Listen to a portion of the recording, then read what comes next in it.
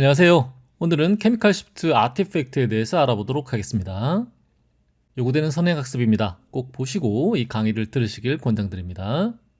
지난 시간에 우리가 배우셨던 케미컬 시프트는 전자가 만들어내는 엄청나게 센 로컬 마그네틱 필드에 의해서 발생을 한다라고 배우셨죠. 그런데 케미컬 시프트 아티팩트도 전자 때문에 발생한다. 이렇게 보시면 되겠습니다. 케미컬 시프트 아티팩트는 크게 케미컬 시프트 1종 아티팩트와 케미컬 시프트 2종 아티팩트로 나뉘는데요. 1종 아티팩트를 우리는 misregistration effect라고 그렇게 얘기를 합니다.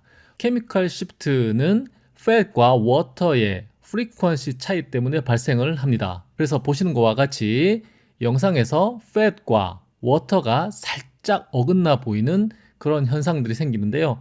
어긋나서 오버랩 되는 부분들은 하얗게, 오버랩이 되지 않고 빠지는 부분은 까맣게 이렇게 나타나는 아티팩트가 바로 케미컬 시프트 1종 아티팩트입니다. 케미컬 시프트 1종 아티팩트는 프리퀀시 인코딩 방향으로 생깁니다. A, B를 보시면 지금 왼쪽과 오른쪽이 생겼죠. 그렇다는 얘기는 레프트 라이트가 프리퀀시 인코딩 방향이다 라고 보시면 됩니다. 그런데 CD 같은 경우에는 위쪽과 아래쪽으로 이렇게 생겼죠. 그렇다는 얘기는 AP 방향이 프리퀀시 인코딩 방향이다. 이렇게 보시면 되겠습니다.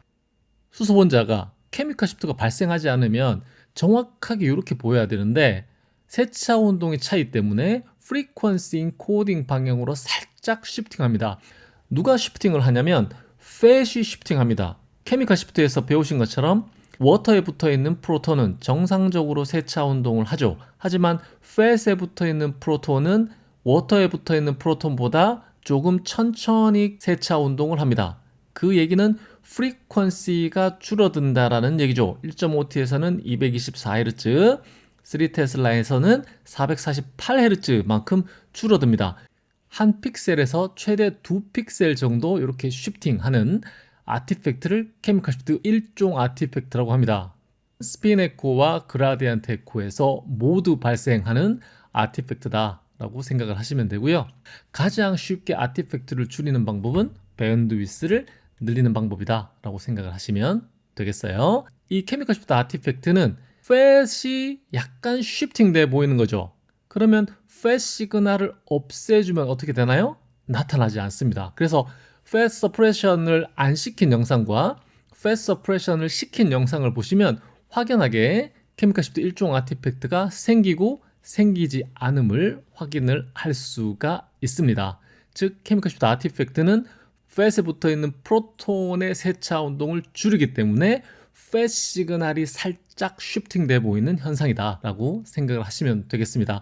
그럼 케미컬 시프트 1종 아티팩트를 줄이는 방법은 어떻게 되느냐? 케미컬 시프트 1종 아티팩트는 한 픽셀 혹은 두 픽셀에 거쳐서 나타납니다. 레졸루션에 따라서 영향을 미친다는 얘기죠. 레졸루션이 높으면 한 픽셀 사이즈가 굉장히 작아지고 레졸루션이 떨어지면 한 픽셀의 크기가 커집니다. 그래서 하이 레졸루션 영상을 만들면 이 케미컬 시프트가 조금 덜해 보인다 이렇게 보시면 되겠습니다. 그래서 매트릭스 사이즈를 키우면 케미컬 시프트 1종 아티팩트는 줄어든다. 제가 레졸루션을 높이라 그랬더니 어떤 분들이 매트릭스를 고정하고 FOV를 줄이시는 분들이 계신데요. FOV를 줄이는 건 권장하지 않습니다. 왜냐하면 SNR이 떨어지기 때문이죠. 케미컬 시프트 아티팩트는 팻에 붙어있는 전자에 의해서 팻 시그널이 쉬프팅하는 겁니다. 그래서 팻 시그널을 죽여버리면 안 나타나겠죠. 그래서 팻 서프레션을 하면 케미컬 시프트 1종 아티팩트는 사라진다. 그렇게 말씀을 드릴 수가 있고요. 아까 말씀드린 것처럼 밴드위스를 높게 쓰면 훨씬 더 줄어든다. 이렇게 말씀드릴 수가 있고 간혹 프리퀀시 인코딩과 페이지 인코딩 방향을 바꿔주면 케미컬 시프트 아티팩트를 덜 볼 수도 있다. MRI에서 매트릭스를 언밸런스하게 쓰지 않습니까? 512/320 뭐 이렇게 쓰다 보니까 어느 쪽으로 바꾸느냐에 따라서 케미컬 시프트가 덜 나타날 수도 있다. 이렇게 생각을 하시면 되겠습니다. 그리고 케미컬 시프트 아티팩트를 줄이기 위해서는요. 처음 MRI 사실 때 그라디언트 퍼포먼스가 좋은 장비를 사시면 훨씬 좋습니다. 왜 그러냐면 그라디언트 퍼포먼스가 좋으면 더 큰 밴드위스를 쓸 수 있다라고 생각을 하시면 되겠죠. 아까 말씀드린 것처럼 밴드위스를 높이면 높일수록 케미컬 시프트 아티팩트는 줄어든다. 이렇게 보시면 되겠습니다.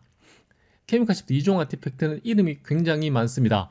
바운다리 이펙트, 바운스 포인트 아티팩트 혹은 딕슨 이펙트 혹은 인디아 잉크 아티팩트라고도 불립니다. 특징은요, 올관과 올관 사이의 경계면을 따라서 이렇게 까맣게 그려놓은 것처럼 보이는 아티팩트가 케미컬 시프트 2종 아티팩트입니다. 이분이 누구냐면 윈스턴 처칠입니다. 1900년대 초반에 영국에서 이렇게 사파를 그릴 때 인디아 잉크를 썼다고 하죠. 이 영상처럼 아티팩트가 비슷한 형태로 나타난다고 해서 인디아 잉크 아티팩트다 라고도 얘기를 합니다. 말씀드린 것처럼 케미컬 시프트 2종 아티팩트는 딕슨 이펙트라고도 하죠. 특히 워터와 팻의 페이즈가 가장 크게 차이나는 아웃 오브 페이즈에서 훨씬 더 두드러지게 보이는 그런 특징을 가지고 있습니다. 그래서 딕슨 영상 중에서도 다른 영상에서는 올관과 올관 사이에 그렇게 까만 선으로 그려놓은 것처럼 보이지 않지만 아웃 오브 페이즈 영상에서는 올관과 올관 사이 경계가 뚜렷하게 나타나는 그런 현상을 보시는데요. 그게 바로 케미컬 시프트 2종 아티팩트다라고 생각을 하시면 되겠습니다. 원래 케미컬 시프트 2종 아티팩트의 오리지널 네임은 Opposite Magnetization 아티팩트였습니다. 그런데 굉장히 다양한 이름을 가지고 있다고 보시면 되겠습니다. 우리가 앞에서 배우신 것처럼 워터 온리 영상은 Fat Suppressed 영상이다. 그렇게 말씀을 드릴 수가 있죠. 그래서 다양한 시퀀스에서 딕슨을 사용해서 fat을 죽이는데요. 딕슨 테크닉을 사용한 fat suppression 테크닉은 보시는 것과 같이 susceptibility artifact를 기존 다른 fat suppression 테크닉들보다 훨씬 더 덜하게 보여주는 그런 특징을 가지고 있습니다. 이 영상은 제가 KGR에서 논문을 보다가 따온 슬라이드입니다. 보시는 것처럼 얘가 워터 온리 영상이고 얘가 fat 온리 영상인데 잘 보시면 여기 렁이 있는 체스트 부분만 시그널이 바뀌었다는 걸 아실 수가 있어요. 원래는 머리, 체스트, 바디 요렇게가 한 세트라서 요렇게 나와야 되는 게 정상이고요. 워터 온리 영상은 요렇게가 나와야 되는 게 정상입니다. 그런데 이렇게 나왔다는 얘기는 물 시그널을 제대로 못 찾았다라고 보시면 되겠습니다.